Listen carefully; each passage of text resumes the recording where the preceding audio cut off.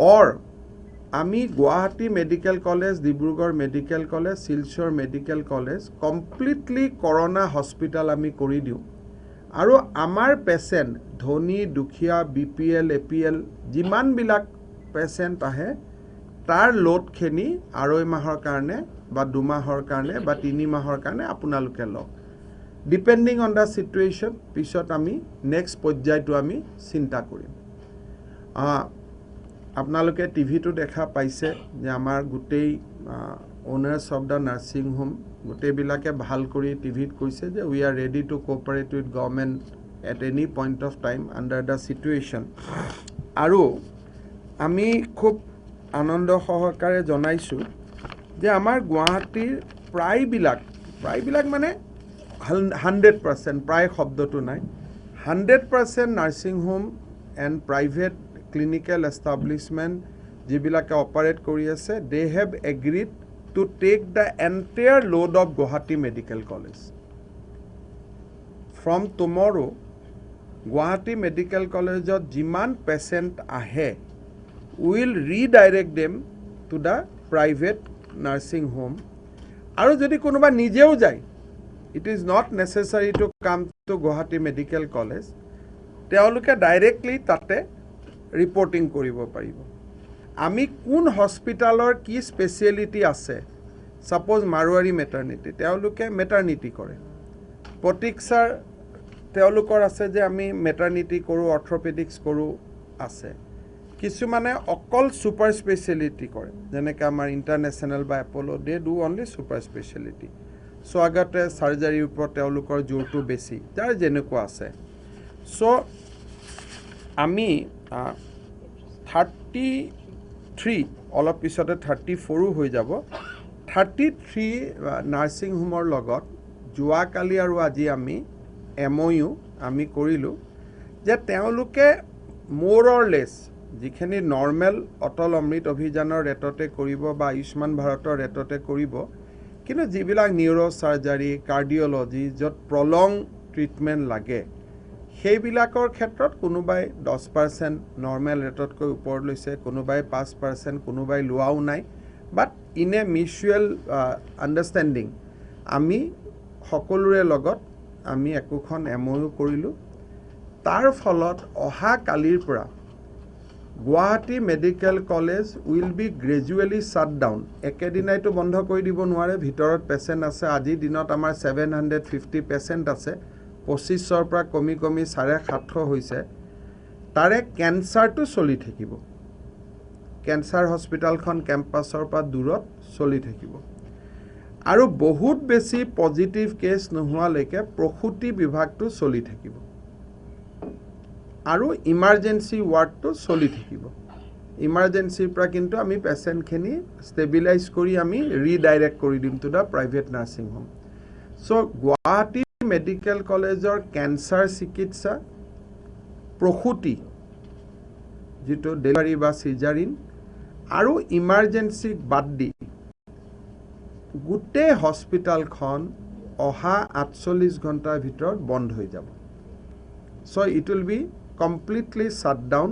Except this 3 department গাইনিও কাৰোবাৰ ইউটেৰাছৰ ৰিমুভেল আছে সেইটো নহয় অনলি যিটো caesarean and normal delivery maternity যিটো কম আমি সেইটো পাৰ্ট জন্ম হ'লে ডেফিনেটলি কাৰোবাক যদি নিকু পিকু লাগে সেইটোতো দিব লাগিব গতিকে যিটোক আমি আমাৰ যিটো মেটাৰনিটি বিল্ডিং আছে যি কাম হয় কেঞ্চাৰ আৰু যিটো আমাৰ ইমাৰ্জেঞ্চি কাৰণ কোনোবা মানুহ সন্মুখতে এক্সিডেণ্ট হ'ল তেওঁলোকেতো MOU বুজি নাপাব ডাইৰেক্টলি লৈ আহিব চ' তেওঁলোকক বাদ দি every single patient will go to the private nursing home 36খন হস্পিটাল আমি হিসাব কৰিছোঁ যে আমাৰ 2000 পেচেণ্ট যি GMCHত আহে they are in a position to take that load distribute হৈ যাব আজি এখনততো নাহে সকলোতে ডিস্ট্ৰিবিউট হ'ব গতিকে তেওঁলোকে সেইটো লোড ল'ব পাৰিব and the validity of this agreement is for initially for a period of 2 months যদি 2 মাহত সব ষ্টেবল হৈ যায় ঠিকে থাকিব আৰু যদি খুব সিচুৱেশ্যনটো বাঢ়ি কমি যায় depending on the situation will take a call in the next 2 months. Similar agreement we are going to Dibrugarh tomorrow. Day after tomorrow we are going to Silchar. So সেই দুইখন হস্পিটালতো আমি সিমিলাৰ এৰেঞ্জমেণ্ট এটা কৰিম এতিয়া আমি এখন বুকলেট প্ৰিন্ট কৰিম আজি যেনেকৈ আৰু পেপাৰটো এডভাৰটাইজ দিম যেনেকৈ জিএনআৰচি দিছপুৰ মানুহে জানিব paediatric dermatology neurology neurosurgery cardiology urology nephrology general medicine orthopaedic all eye disease ENT maternity এইখিনি গ'ল নিউৰলজি 6 মাইলত এটা থাকিলে আমিনগাঁৱত এটা থাকিলে মাৰুৱাৰী মেটাৰ্নিটি হস্পিটাল আমাৰ লগত সহি কৰিছে মাৰুৱাৰীত maternity neurology general medicine general surgery paediatric dialysis ICU blood bank service তেনেকৈ আহি গ'লো Nemcare cardiology neurology urology orthopaedic nephrology general surgery general medicine maternity ENT ICU burn তেনেকৈ আহি গ'লো এজাইলত আহি গ'ল neurosurgery neurology orthopaedic general surgery lab surgery general medicine maternity ENT ICU Sankardev Netralaya আহি গ'লো অল আই ডিজিজ সঞ্জীৱনী আহি গ'লো medicine paediatric general surgery maternity ENT আই ডক্টৰ হস্পিটাল ময়ূৰ হাইটত আহি গ'লো অল আই হস্পিটাল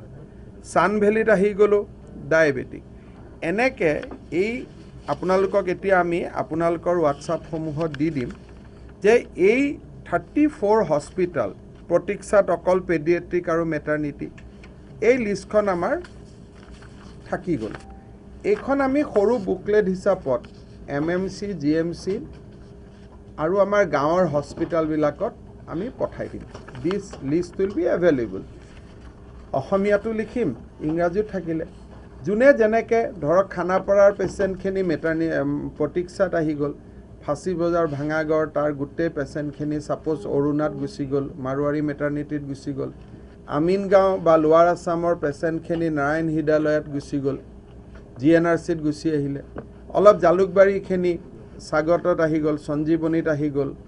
নেশ্যনেল হাইৱেৰখিনি এক্সেল কেয়াৰত আহি গ'ল হেল্থ চিটিত আহি গ'ল আমাৰ আয়ুৰ্চন্দ্ৰত আহি গ'ল এনেকৈ গোটেই গুৱাহাটীত স্প্ৰেড হৈ থাকিব আৰু স্প্ৰেড মতে যাব পাৰিব